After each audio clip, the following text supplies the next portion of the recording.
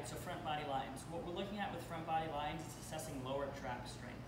So there's just a few specific cues I want to go over to make sure we're putting the athlete in the correct position so they can't cheat. So I always use an ab mat to place my forehead on the ab mat, and I say nose and toes have to be in contact with the floor. The full variation is going to have a shoulder width grip. So shoulder width grip for me is going to be if we bent the elbows, we'd form about a 90-degree angle, then we straighten the arms.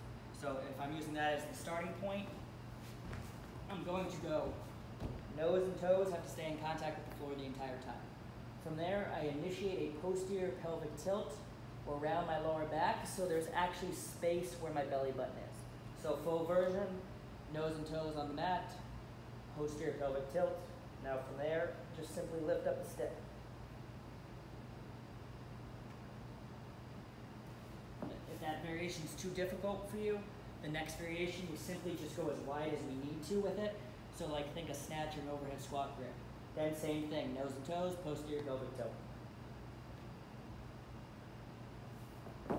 If that variation is still too difficult for the athlete, what we do is we bend the elbows, same cues, nose and toes, posterior pelvic tilt.